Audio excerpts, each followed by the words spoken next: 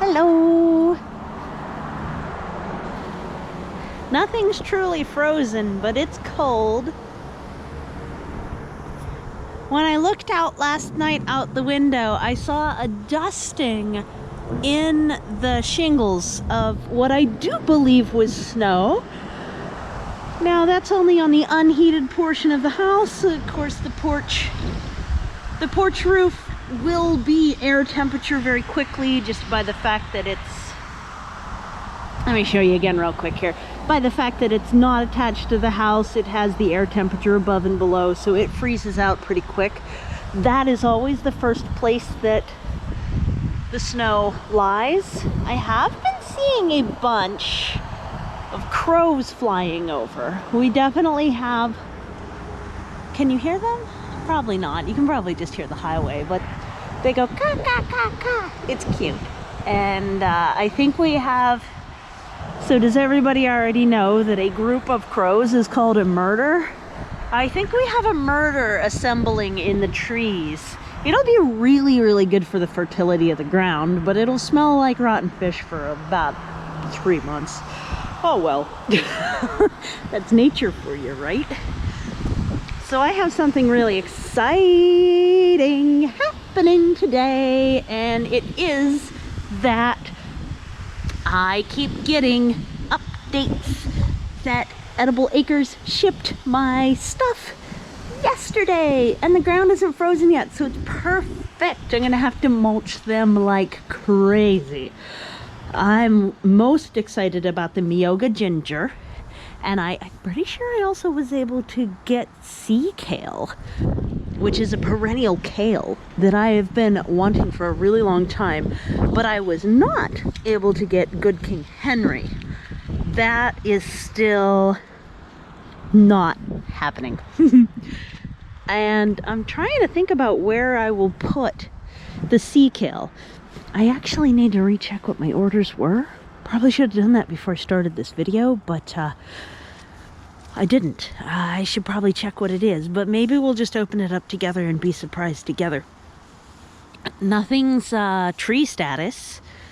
This is also a really, really good day, or week at least, to harvest the sunchokes, especially the ones that are trying to get underneath and in underneath the sidewalk here and in the French drain rocks, because they're hard to get out of there. Funnily, they get biggest on the edges of the rock, which is really weird.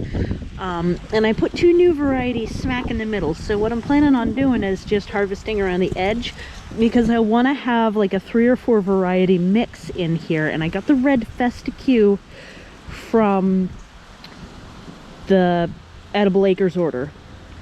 I also got the sweet white ones that are real smooth from a side of a parking lot near where I work.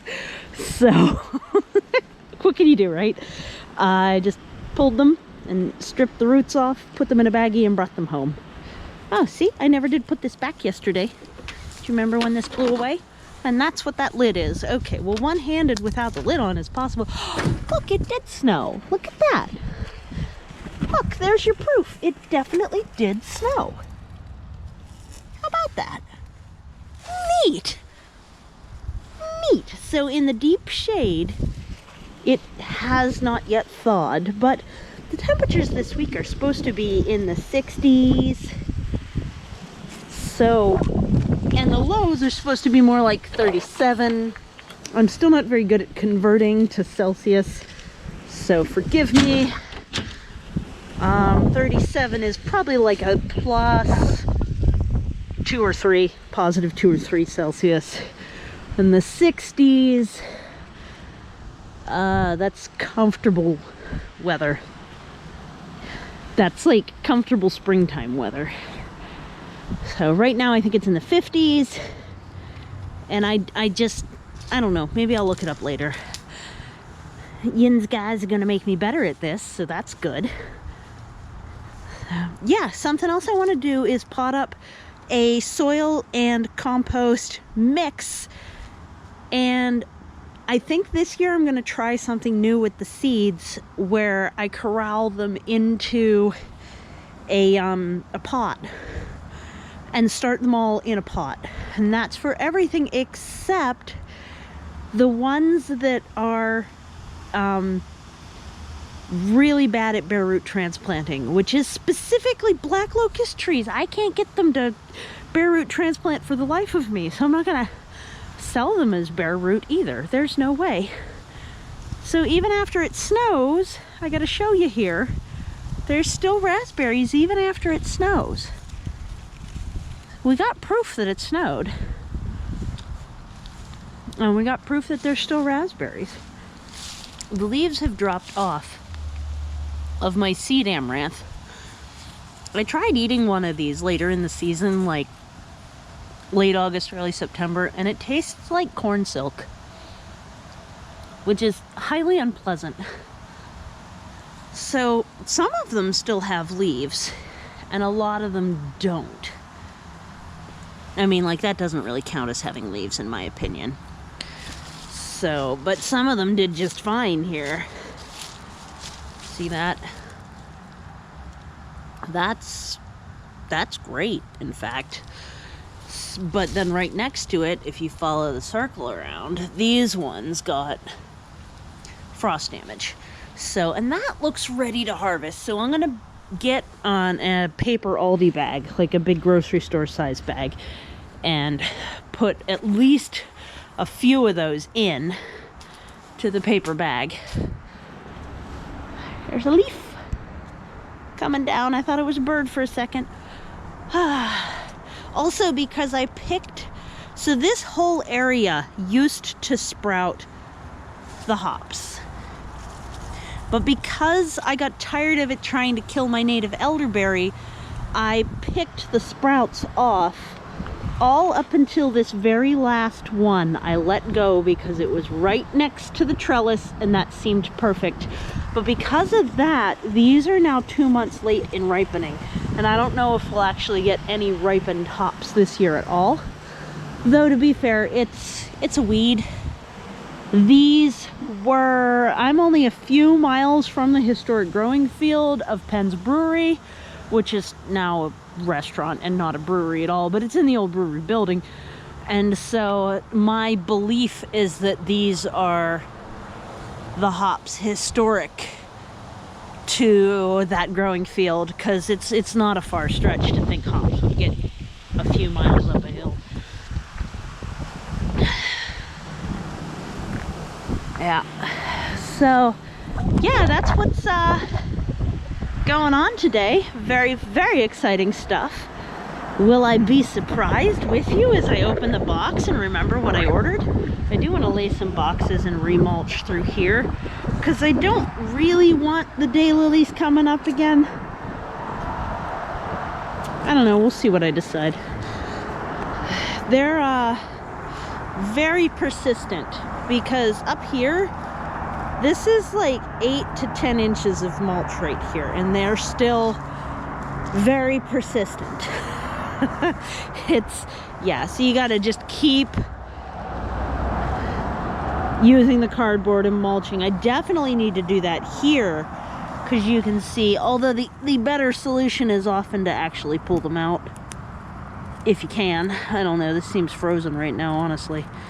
It might be.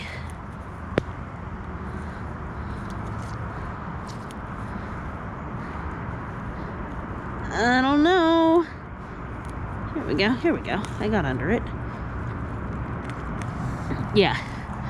So just pull it out, tromp it down, maybe add a little more mulch, but I think that's going to be the better solution, is to keep the root systems that are living farther down and just continue to pull the shallow parts that make their way up out. Yep. It's much warmer down here. The whole south-facing slope concept is for reals, because I can actually feel it get warmer as I exit the shade of this tree. and go out into my south-facing slope. That's amazing. And you can also see like the effect of the Pilgrim's inkberry or pokeberry or whatever you want to call it versus this one down here. Its leaves are still perfectly fine. So yep, that is for sure a thing. Still trying to figure out where I'm gonna really plant this. This is the other buffalo currant that was in a big pot. The other big pot of buffalo currant I did plant out. It looks like something's digging beside it, but it's doing great right here. And I suppose we got a minute. We can also check on the... Okay, good. These are the black willow. And you can see that that's still a very green twig, so all the rain we got has helped out a lot. You can also see the snake root seeds falling down. Let's see, here's another black willow cutting doing really good. I'm gonna move these so they don't smother things. Oh, here, and you can see my plant labels in action here, which is nice. I want to go around and see if I can get everything like well labeled so I can really tell what it is through the winter. That'll be a task for probably sometime this week. And I'm a little nervous about the alder, I gotta say.